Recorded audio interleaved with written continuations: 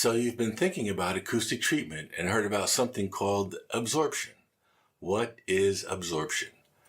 Good question. Well, it just so happens I recently did some acoustic treatments to my home studio, and in this video, I'll share what I learned about absorption.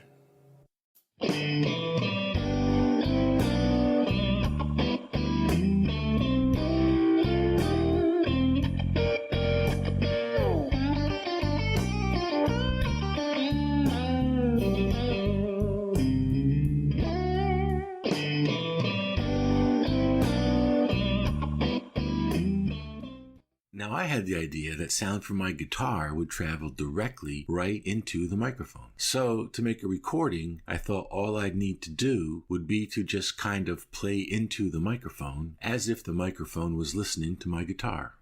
And while it's true, sound is traveling directly to the microphone, it's also true that sound is really kind of exploding, going out in all directions and bouncing around the room. So yeah, I'm generating sound by strumming my guitar, but the mic is really hearing sound as it's shaped by the size and acoustics of the room. Now, every room is going to have its own unique acoustic characteristics, so every room will need its own unique acoustic treatments. So this is very much not a one-size-fits-all kind of thing.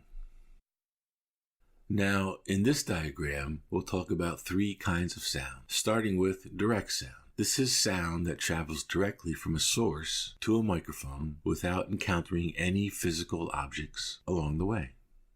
In addition to direct sound, there are early reflections, sometimes referred to as sound from the first reflection point. Early reflections are picked up by the microphone after direct sound.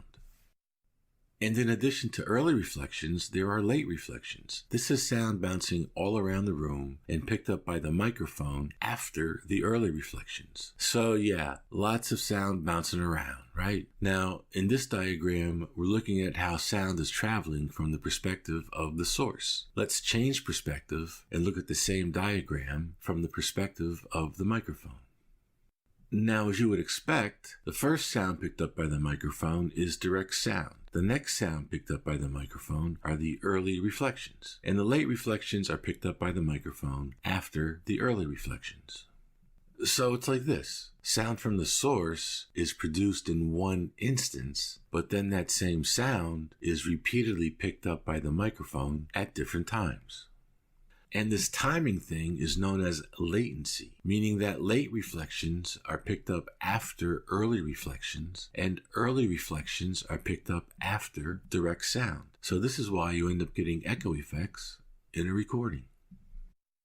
Diffusion and something called absorption are two of the most common acoustic treatments. In this video, we'll talk about absorption. Now, when sound collides with a surface, part of the sound is absorbed by the surface material, and part of the sound is reflected. So the idea behind absorption is to increase the amount of sound absorbed in order to decrease the amount of sound being reflected. And since absorbed sound has less energy than direct sound, it will have less presence in a recording. And this means you'll get less of an echo effect. Have you ever walked outside after a big snowstorm? If so, you may remember a kind of hushed feeling in the atmosphere, a kind of quietness. Well, this is because a big blanket of snow has just covered the ground and is basically absorbing the outdoor sounds that you would normally hear. A side note, if you're watching from a more tropical area, you'll just have to trust me on this. So what kind of absorption treatments are available? Well, you have a number of options. There are acoustic blankets, acoustic panels, various acoustic foams, and bass traps, to name a few. And of course, some folks do DIY absorption. A special note on bass traps. Now, in my research for this video, I noticed many folks seem to stress the importance of bass traps. Turns out low-frequency sound tends to resonate in the corners of a room, and low-frequency sound can be problematic in your recording. So if you're interested in the how and why of this, it's something you can dive into and learn about. For this video, let's just say bass traps are designed to trap low frequency sound that resonates in the corners of a room. So assuming you decide to acoustically treat your home studio with absorption, The next question is, where do I put it? And this brings up the notion of reflection points. So what are reflection points and why do I need to know about them? So you can think of reflection points as certain places in a room that would cause sound to bounce back into the room. And needless to say, finding reflection points in a carefully drawn diagram, a whole lot easier than finding reflection points in a room. For this video, let's just say every room has reflection points and they very much affect how sound is recorded. In this diagram, we can pretty easily see what is often referred to as the first reflection point. And if you want to know more about reflection points, you can find lots of information on YouTube and the internet. And as the name implies, there are other reflection points in a room. And again, in this diagram, it's easy enough to see where other reflection points would be. So these are the places where you would want to install acoustic treatment, right? It makes sense. In this video, we'll focus on the first reflection points. Let's imagine we installed acoustic blankets on the first reflection points. Direct sound, not affected. And as you can see, early and late reflections are absorbed. Now, from the perspective of the microphone, looks like this. No change to direct sound. However, because of the acoustic blankets, the microphone is now picking up weakened reflective sound. And this will reduce the amount of echo when recording in the room.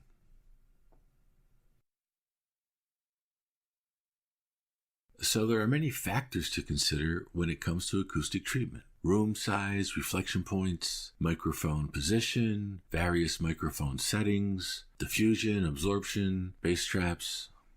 And when it comes to diffusion and absorption, it's not an either-or kind of decision. As a matter of fact, I noticed it was often the case that folks used a combination of absorption and diffusion. And as you may have guessed, yeah, I have a diffusion video as well. You may want to check it out. So after giving the matter some thought, here's where I landed.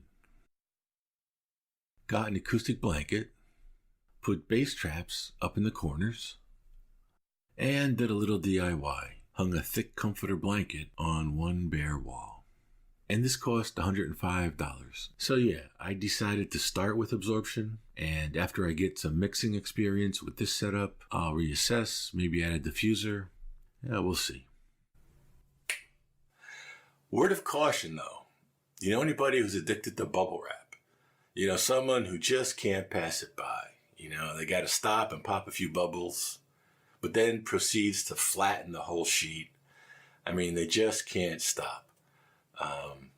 Doing acoustic treatment was a little bit like that for me. Once I started, I kept on thinking of ways to do more DIY, more panels, more foam, do the ceiling, do the floors, block the windows, right? Sound bouncing off glass, can't be good. But the problem with that is too much treatment begins to dull, and really deaden the sound that's in the room.